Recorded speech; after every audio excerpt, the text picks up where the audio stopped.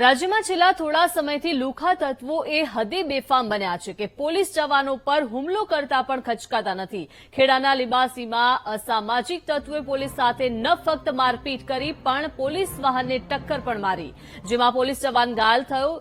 લીંબાસીમાં ભારે વાહન ન જવા દેવાના હુકમનું પાલન કરતા પોલીસે આરોપી મફા ભરવાડને રોક્યો હતો, જેને લઈને વિસ્તારમાં કુખ્યાત તરીકે બદનામ એવા મફા ભરવાડે દાદાગીરી કરી પોલીસ વાહનને ટક્કર મારી। ટક્કર મારતા પોલીસ કોન્સ્ટેબલ ઇજાગ્રસ્ત થયા છે, તો સમગ્ર ઘટનામાં પોલીસ જવાનો સાથે પણ મફા ભરવાડ અને તેના સાગરીતોએ મારપીટ કરી હતી, જે બાદ ફરાર થઈ ગયેલા મફા ભરવાડને પોલીસે ઝડપી લીધો છે અને છેલ્લા થોડા સમયથી રાજ્યમાં બુટલેગરો સહિત લુખ્ખા તત્વો પોલીસ પર હુમલો કરતા ખચકાઈ રહ્યા નથી। તેવામાં કાયદાનું રક્ષણ કરતી પોલીસ પર હુમલો કરનાર આ લુખ્ખા તત્વો સામે રાજ્યવ્યાપી ડ્રાઈવ ચલાવવાની માંગ ઉઠી રહી છે।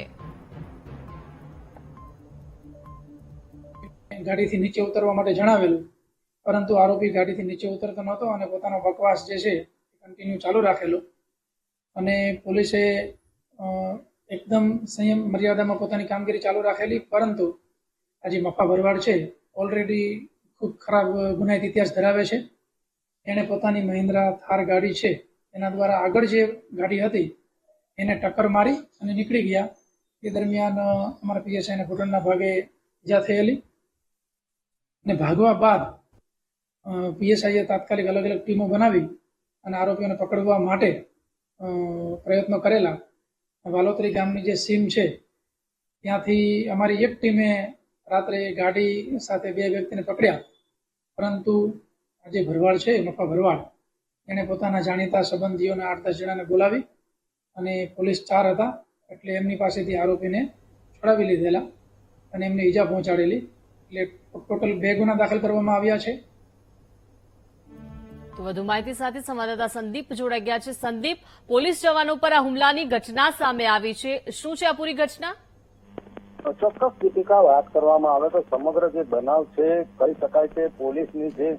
કામગીરી છે તેને ક્ષતિ પહોંચાડનારો અને તેનું મોરલ ડાઉન કરનારો આ બનાવ છે। કહી શકાય કે જે તારાપુર રોડનું જે કામ ચાલી રહ્યું છે જેને લઈ જિલ્લા કલેક્ટર દ્વારા એક જાહેરનામું બંધ કરી ડાયવર્ઝન આપવામાં આવ્યું હતું। આ ડાયવર્ઝનની ઉપરથી પસાર થતા મફા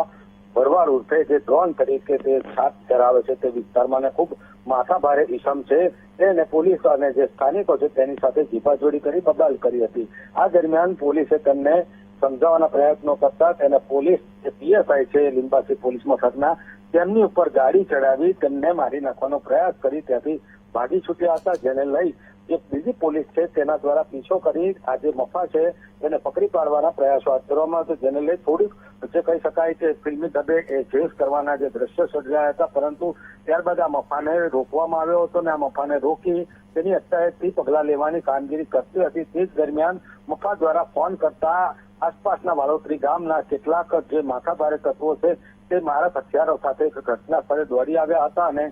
પોલીસ ઉપર હુમલો કરીને જે મફા ભરવાડ અને જે અન્ય ઇસમ છે તેને છોડાવીને ત્યાંથી ફરાર થઈ ગયા હતા। ઘટનાને જાણ થતા તાત્કાલિક જે પોલીસ છે તે એક્શનમાં આવી હતી અને જિલ્લા પોલીસ વડા દ્વારા તપાસના આદેશો આપી 2 અલગ અલગ ફરિયાદ દાખલ કરવામાં આવી હતી, જેમાં 6 જે ઇસમો છે તેના સામે નામજોગ ફરિયાદ તેમજ અન્ય જે 10 લોકો છે તેની ઉપર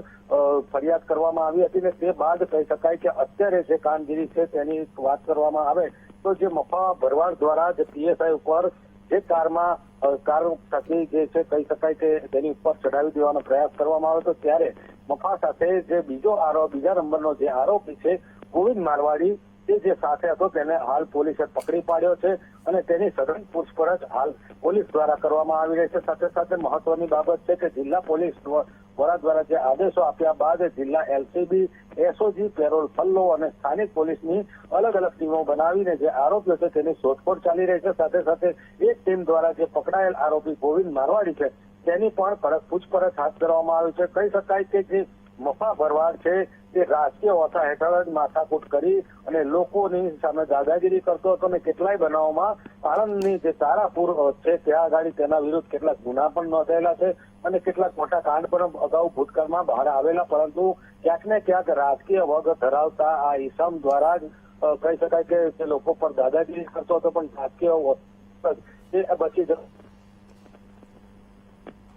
પોલીસનું મોરલ ડાઉન કરવાનો જે આ બનાવ બન્યો છે જેને લઈને આ મફા અત્યારે ભૂગર્ભમાં ઉતરી ગયો છે, તેની શોધખોળ પોલીસે દ્વારા હાથ ધરવામાં આવી છે. ત્યારે રાજકીય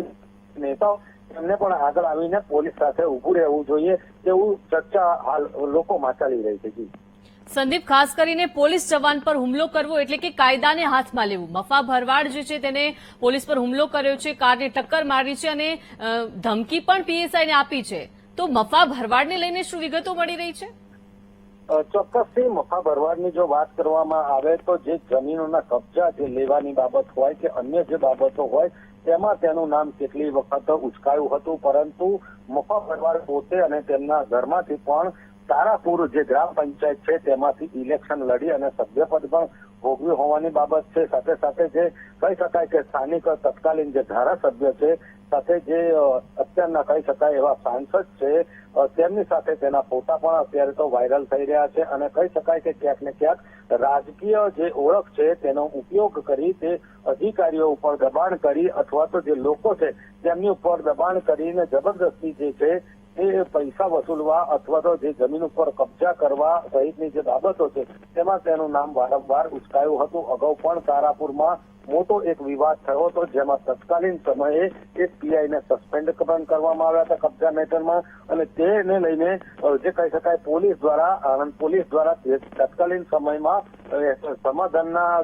પ્રયાસો હાથ ધરવામાં આવ્યા તેને લઈને આનું પીઠબળ વધ્યું હોય તેવું દેખાઈ રહ્યું હતું ને તેના કારણે તે બેફામ બન્યો હોય તેવું લાગી રહ્યું છે. અને આ જે વિસ્તાર છે તેની અંદર માટી ખનનનો જે છે મોટો વ્યવસાય ગેરકાયદેસર ચાલતો હોય છે, પરંતુ જે તંત્ર દ્વારા આ ખાડા કામ કરવામાં આવવાના કારણે જ આ જે મફો ડોન છે તે પોતાની જાતને ડોન તરીકે ઓળખાવામાં કામયાબ થયો હતો ને તેને લઈને તેને પોલીસને પણ પોતાની જે પગની જૂતી સમાન સમજી હોય તે રીતના તેને વર્તન કરી પહેલા તો પોલીસ સાથે બબાલ કરી હતી ને ત્યારબાદ પીએસઆઈની ઉપર ગાડી ચડાવીને તેની મારી નાખવાનો પ્રયત્ન કર્યો હતો. સાથે તેની અટકાયત કરવા પહોંચેલી જે પોલીસના અન્ય જે જવાનો છે તેની ઉપર પણ હુમલો કરી અને જે આરોપી છે તે છોડાઈ જાય. એટલે કહી શકાય કે ખૂબ જ ગંભીર બનાવ છે જેની નોંધ પોલીસ દ્વારા લઈ તેની શોધખોળ હાથ ધરવામાં આવી રહી છે. જી આભાર સંદીપ વિગત આપવા બદલ.